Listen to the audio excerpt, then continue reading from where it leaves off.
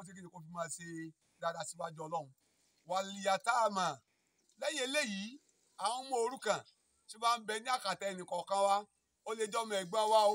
ó lè jọ́ ọmọ àbúrò wa o ó lè jọ́ ọmọ mọ̀lẹ́bí wa o Ọlọ́run ní èèwọ̀ ní fún wa láti lè má ṣe dáadáa fún kí ni o fún ẹnì kọ̀ọ̀kan wa ká sì má jókòó lé dúkìá àwọn ọmọ òrukàn yìí. lẹ́yìn eléyìí wàlìmọ̀sàkín àwọn tí wọn ò rí jẹ tọ́jú àwọn aláìní lásìkò tá a tiẹ̀ wá wà yìí nílùú tá a wà yìí lọ́wọ́lọ́wọ́ báyìí gbogbo ẹ̀yin tẹ́ ẹ jẹ́ ẹ̀yin bàbá wa ẹ̀yin màmá wa ẹ̀yin ẹ̀gbọ́n wa lọ́kùnrin àbí lóbìnrin tá à ń pera lẹ́lẹ́sìn Islam ẹjẹ́ àná ọ̀nàwọ́ rẹ̀ sí wọn palliative inú Islam lọ́wà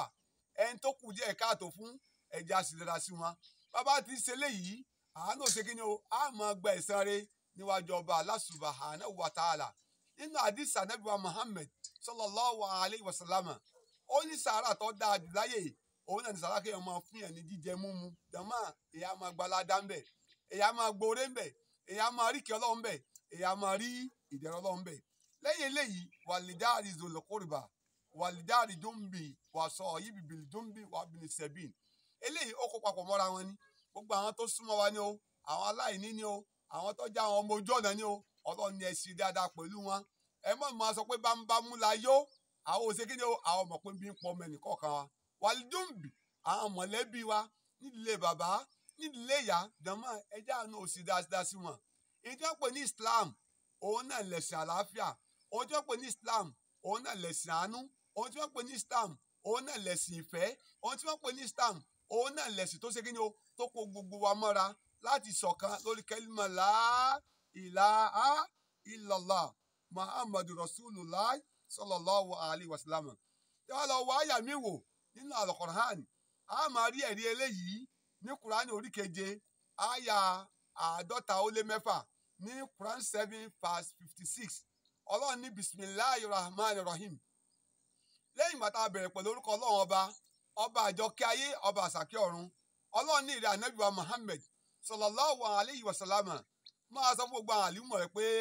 inna rahmatallahi qaribun minal muhsinin Ọlọ́run dájúdájú ìyẹn tá à ń pè ní ìdẹ̀ra àwọ̀ Ọlọ́run ohun tá à ń pè ní ìkẹ́ àwọ̀ Ọlọ́run ohun tá à ń pè ní ìbùkún àwọ̀ Ọlọ́run ní qaribun yóò mọ súnmọ́ ẹnìkan ó lè jẹ́ olówó yóò súnmọ́ ó lè jẹ́ àfà yóò súnmọ́ ó lè jẹ́ gbajúmọ̀ yóò súnmọ́ ó lè jẹ́ imam yóò súnmọ́ ó lè jẹ́ ntọ́mọ̀wé yóò súnmọ́ ó yẹ pé tí ò tiẹ̀ máa kọ sí ọ̀mọ́kà ní kí ni o minal muhsinin lẹ́yìn tí kí ni o lẹ́yìn tí bá ń ṣe dáadáa. ìparí ọ̀rọ̀ mi ni wípé gbogbo ẹnìkọ̀ọ̀kan wa pátá tí à ń pè kẹ́límà la ilaha illallah Muhammadu Rasulullah sallallahu alayhi wa sallam dáadáa ṣíṣe ọ̀dọ̀ ẹnìkọ̀ọ̀kan wa o ẹni kí wọ́n máa rí wa pé mùsùlùmí ni wá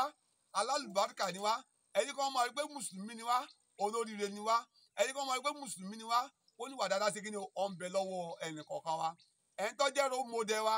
iná ni ó sẹ́ńlá Ànábì wa Muhammad sallallahu alayhi wa sallam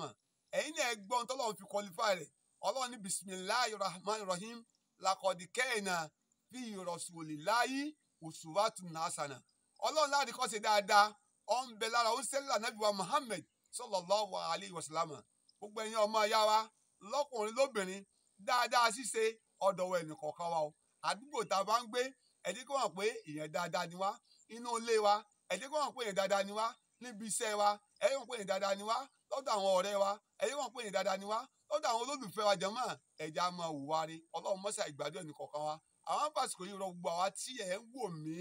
lórí móhùnmáwòrán yìí ẹ̀yin náà máa sọ síta kẹ́ ẹ máa ṣíà rẹ̀ kẹ́ ẹ dẹ̀ máa sọ̀kṣàbí lórí kẹ́ ẹ dẹ̀ tún máa tún sọ fáwọn yìí pé wáàsí yìí ó sọ fún wa wípé dáadáa ṣíṣe ó di ọwọ́ ẹnìkọ̀ọ̀kan wa èyí tá a gbọ́ yìí Ọlọ́run kó bá fi àlùbáríkà sí akínyín púpọ̀ ọba Allah subhanahu wa ta'ala kó bá san yín ní ẹ̀san rẹ̀ ìgbà tí èrè bá délẹ̀ fún wa láyé ń bì í nínú sáré jọ ń gbé àlìkíyàmọ̀ Ọlọ́run mọ̀sí àdánà mọ̀sí léwọ̀ ẹnìkọ̀ọ̀kan wa insha Allah bismillahir rahmanir rahim rabbana la tuzigh qulubana ba'da idh hadaytana wa hab lana min ladunka rahmatan innaka antal wahhab rabbana zalamna anfusana wa illam taghfir lana wa tarhamna lanakunanna minal khasirin ربنا آتينا في الدنيا حسنة وفي الآخرة حسنة وقنا عذاب النار ربنا تقبل صيامنا تقبل دعاءنا تقبل صلاتنا وركوعنا وسجودنا يا ذا الجلال والإكرام سبحانك وبحمدك وأستغفرك وأتوب إليك سبحان ربك رب العزة